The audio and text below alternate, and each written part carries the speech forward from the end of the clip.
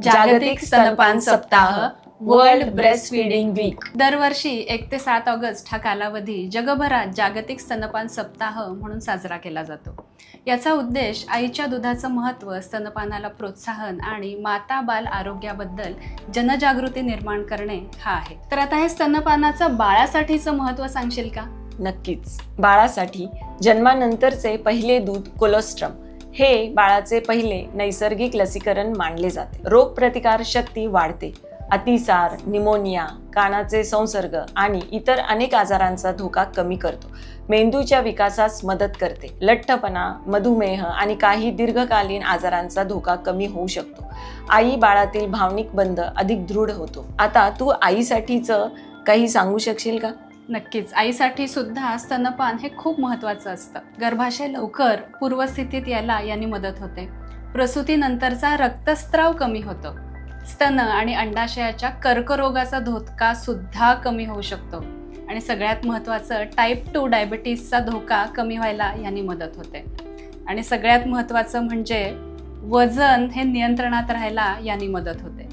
आणि यामध्ये सगळ्यात महत्त्वाचं हे असतं की आई आणि बाळाचं जे बॉन्डिंग आहे ते अतिशय चांगल्या प्रकारे डेव्हलप होतं। जसं बाळासाठी आणि आईसाठी महत्त्वाचं आहे, तसंच समाजासाठी सुद्धा हे महत्त्वाचं आहे। पर्यावरणपूरक, स्वच्छ आणि नेहमी उपलब्ध पोषण, कुटुंबाचा वैद्यकीय खर्च कमी होऊ शकतो आणि निरोगी पिढी घडविण्यास हातभारही लागतो। WHO आणि युनिसेफ नुसार जन्मानंतर पहिल्या 1 तासात स्तनपान हे सुरू करणं खूप गरजेचं आहे। पहिले 6 महिने फक्त आईचं दूध, एक्सक्लुसिव्ह ब्रेस्ट फीडिंग द्यावे, पाणीही देऊ नये जोपर्यंत वैद्यकीय कारण नसते तोपर्यंत। आणि 6 महिन्यानंतर तुम्ही पूरक आहार हा सुरू करू शकता आणि 2 वर्षापर्यंत स्तनपान हे सुरू ठेवलं पाहिजे। आईचे दूध हे बाळासाठी केवळ अन्न नाही, तर आरोग्य, संरक्षण, प्रेम आणि आयुष्यभरासाठी मजबूत पायाभरणी आहे। हा सप्ताह प्रत्येक आईला योग्य माहिती, कुटुंबाचा आधार आणि स्तनपानासाठी अनुकूल वातावरण देण्याचा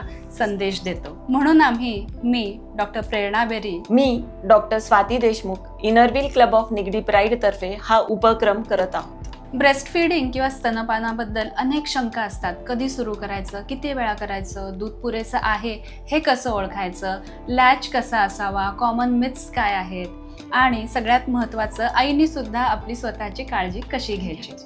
तर यामध्ये पहिलं दूध हे कधी सुरू करायचं? सुरुवात अगदी पहिल्या तासापासून करूयात। बेबी जन्माला आल्यानंतर ब्रेस्ट फीडिंग कधी सुरू करायला हवं?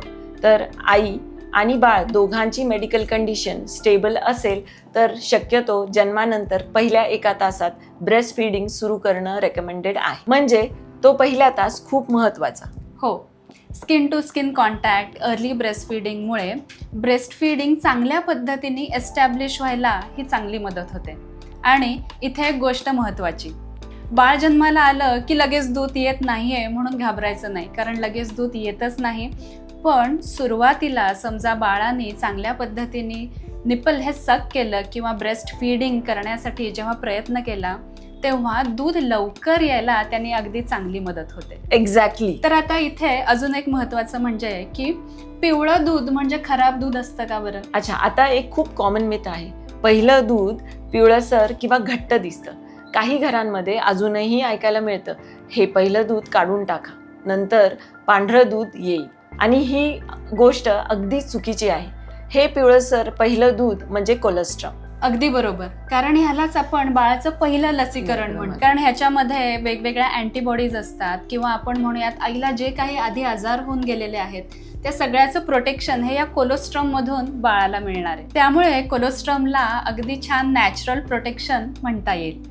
म्हणून पहिलं पिवळं दूध फेकायचं नाही, उलट बाळाला ते मिळणं महत्वाचं। फक्त आईचं दूध पुरेसं आहे का? हो, अगदीच। पहिले 6 महिने प्युअर ब्रेस्ट फीडिंग, फक्त स्तनपान, पाणी नाही, कुठलेही बाहेरचे खाद्यपदार्थ नाहीत, कुठलेही ड्रिंक्स नाहीत किंवा जे काही फूड सप्लिमेंट्स मिळतात तेही नाहीत, फक्त 6 महिने ब्रेस्ट फीडिंग। आता पुढचा प्रश्न, मग ब्रेस्ट फीडिंग कसं करायचं?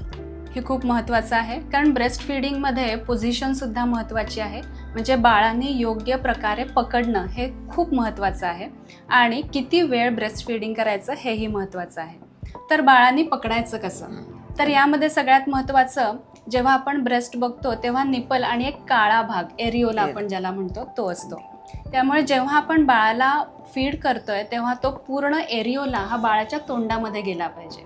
बऱ्याचदा काय होतं बघ, की फक्त निपल बाळाच्या तोंडामध्ये देतात आणि मग त्यामुळे निपल क्रॅक्स किंवा बरेच निपल्सना खूप जखम वगैरे होऊ शकते.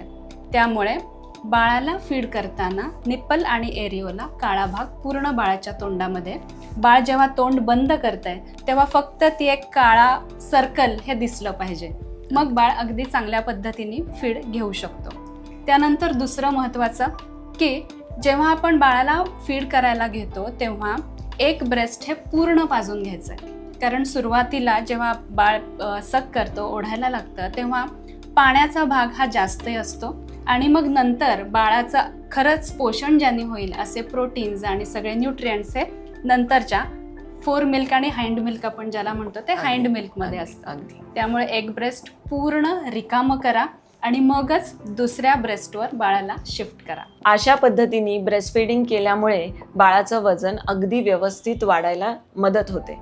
आणि आता ब्रेस्टफीडिंग केल्यानंतर बाळाचं ढेकर काढणं खूप महत्त्वाचं आहे. तुम्ही बाळाचा ढेकर कसा काढाल, तर बाळाला उभं धरून त्याच्या पाठीवरनं हात फिरून अगदी ढेकर काढेपर्यंत त्याला चोळत राहणे आणि उभं पकडून धरणे. अशा पद्धतीने ढेकर काढल्यामुळे बाळाचं पोट फुगत नाही आणि बाळाला फीडिंग नंतर त्रास होत नाही. दूध व्यवस्थित येण्यासाठी आईचा आहार कसा असावा, काही सांगशील का? याबद्दल ना खूप गैरसमज आहेत. म्हणजे आपल्याकडे काय केलं जातं की मेथीची भाजी, पातळ हे एवढंच दिलं जातं आणि आई जी असते ती अगदी वैतागून जाते. तर इथे सुद्धा बॅलन्स डाएट हे खूप महत्त्वाचं आहे. म्हणजे इथेही आपण प्रोटीन्स देणं हे महत्त्वाचं आहे. म्हणजे कडधान्य, डाळी किंवा तुम्ही नॉनव्हेज खात असाल तर एग्स ही सुद्धा देणं आईला हे खूप गरजेचं आहे. त्यानंतर आपण जे ट्रेडिशनली वापरतो की एक 4-5 चमचे तूप द्या, त्याने सुद्धा खूप चांगली मदत होते. शतावरी, मेथी, त्यानंतर म्हणजे मेथी सीड्स, डिंकाचे लाडू हे तर आपण देतोच. तर ह्या सगळ्यांनी अगदी चांगल्या पद्धतीने दूध हे येतं आणि आईची तब्येत सुद्धा खूप चांगली राहते. योग्य इन्फॉर्मेशन, योग्य सपोर्ट आणि योग्य मेडिकल गायडन्स मिळणं खूप महत्त्वाचं आहे. आणि ब्रेस्टफीडिंग फक्त आईची जबाबदारी नाही, इट्स अ फॅमिली रिस्पॉन्सिबिलिटी. आईला सपोर्ट करा, तिला जज करू नका. कारण एका बाळाला पोषण देताना आपण एका आईलाही मजबूत करत असतो. Healthy baby, healthy mother, happy family.